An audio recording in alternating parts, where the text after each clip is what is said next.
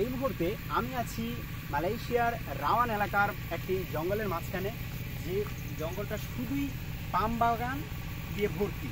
তো এই পাম বাগানগুলো আমি আপনাদের দেখাই। দেখেন, এইগুলো হচ্ছে প্রত্যেকটা আমার পিছনে পাম বাগান, আর বিশাল বড় এটা একটা এরিয়া, যা এখানে মানুষ খুব কমই দেখা যায়।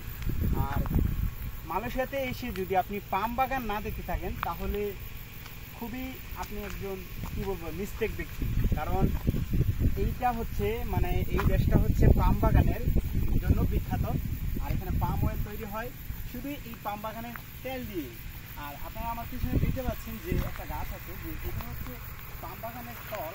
এই যে এগুলো প্রচুর পরিমাণে হার্ড, মানে শক্ত, এক একটা অনেক বড় হয়ে থাকে। মিনিমাম একটাই 30 কেজি 40 কেজিও পর্যন্ত হয়ে থাকে। এগুলো এখন পর্যন্ত ছোট, মাত্র ফল বের হচ্ছে। আর এই পাশে আছে যে পাম বাগানের ফল, মানে পাম গাছের যে ফুল, এই যে দেখেন এগুলো হচ্ছে ফুল প্রত্যেকটা। আর ফুল থেকেই ধীরে ধীরে ধীরে ধীরে এই ফলগুলো তৈরি হয়। আর যাই হোক, এখন আমি আপনাদের দেখাই যে এইভাবে এদিকে কী পরিমাণে পাম বাগান আছে, পাম গাছ আছে। আপনারা দেখতে পাচ্ছেন যে এদিকে আছে আমার ডান পাশে আছে কৃষি জমি, যা এটা একটা পাম বাগানের মাঝখানে একদম কৃষি জমিটা। আর আমার বাম পাশে আছে সম্পূর্ণ পাম বাগানের মানে বিশাল বড় পাম বাগান। এর মাঝখান দিয়ে একটা লেক বয়ে গেছে, যা থেকে মানে প্রচুর পরিমাণে মাছ ধরা যায়। আমরা এখানে যারা থাকি, যদিও আমি এখানে থাকি না, আমি আজকে এখানে যেহেতু আমার হলিডে, সে কারণে আমি এখানে বেড়াতে এসেছি আমার একটা রিলেটিভ বন্ধুর কাছে। আর তাই আমি একটু আপনাদের ওইদিকে ঘুরিয়ে দেখাচ্ছি। আপনারা দেখতেই পাচ্ছেন আমি ওইদিকে যেতে যাচ্ছি না, কারণ ওইদিকে প্রচুর পরিমাণে জঙ্গল, ওইদিকে অনেক ভয়ানক সাপ থাকতে পারে। আর এই পাম বাগানে প্রচুর পরিমাণে সাপ থাকে। আপনারা জানেন যে অজগর সাপ, বিষাক্ত সাপ, বিভিন্ন ধরনের সাপ। তো আমি ওইদিকে আপনাদের দেখাচ্ছি না, আমি শুধু জাস্ট এইদিকে আপনাদের দেখাচ্ছি। এই হলো পাম বাগানের অবস্থা ভাই। এক একটা গাছ বিশাল বড়। আমি যদি এইভাবে 2 হাত দিয়ে করি তবুও মানে একটা গাছ বের পাবো না, এত পরিমাণে বড় হয়ে থাকে। যদি এগুলা ছোট, এখন আরও কত বড় বড় গাছ আছে তা আমরা সামনে গেলে দেখতে পারবো। তো আমরা এখন এই মুহূর্তে সামনের দিকে যাচ্ছি, চলুন। এই মুহূর্তে আমরা সামনের দিকে আগাচ্ছি, দেখি সামনে গিয়ে আপনাদের কতটুকু দেখাতে পারি। যদিও এই রাস্তাটা একদম ফ্রি, এখানে কোনো প্রকার মানুষ নেই, জাস্ট আমরা দুজন ছাড়া। তো এখানে দেখেন যে কত পরিমাণে বড় বড় ফল হয়ে আছে। আমার মনে হচ্ছে যে এক একটা দেখে মনে হচ্ছে যে এই যে আমাদের বাংলাদেশে কি একটা কালো জাম আছে না, ওই রকম সেম।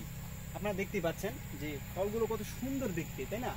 এইরকম প্রত্যেকটা গাছের মধ্যে প্রচুর পরিমাণে ফল ধরেছে এখানে।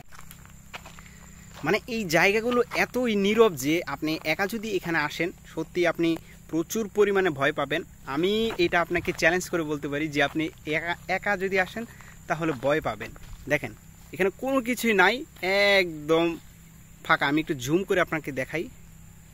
যদিও একটু আগে আমি এখানে একটা কী জানি দেখেছিলাম, একদম সাদা, সম্ভবত একটা কুকুর, ওই যে দূরে নড়ছে, 2টা কুকুর আর কি। সো এগুলো খুব ভয়ানক হয়ে থাকে, কারণ জঙ্গলের কুকুর তো, এগুলো খুব ভয়ানক হয়ে থাকে। তো যদিও পাম বাগানের দৃশ্যগুলো খুব সুন্দর, এগুলো হচ্ছে পরিষ্কার পরিচ্ছন্নতা দেখে এগুলো এখন খুব সুন্দর দেখাচ্ছে, ঠিক আছে?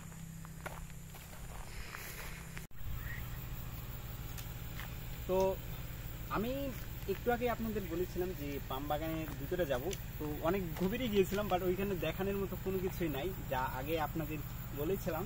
এই মুহূর্তে আমি ওইখান থেকে ব্যাক চলে এসেছি। এখন আমরা যাব আমাদের পিছনে যেই কৃষি জমি দেখতে পাচ্ছেন সেই কৃষি জমিগুলোর মধ্যে। আর ওইগুলোর মধ্যে কি কি চাষবাস হয় ওইগুলো সম্পূর্ণ আমি আপনাদের দেখাবো। দেখা যাক আমি আপনাদের কত রীতি দেখাতে পারি যে এখানে তারা কিভাবে চাষ করে। আর প্রচুর পরিমাণে সুন্দর জায়গাটা। আমি যদি এখানে না আসতাম তাহলে হয়তো আপনাদের বলতে পারতাম না, আমি চোখে না দেখলেই এগুলো আসলে বিশ্বাস করতে পারতাম না। এত সুন্দর জায়গা, যে বাহিরে যে কত সুন্দর জঙ্গলের ভিতরে। তো চলেন।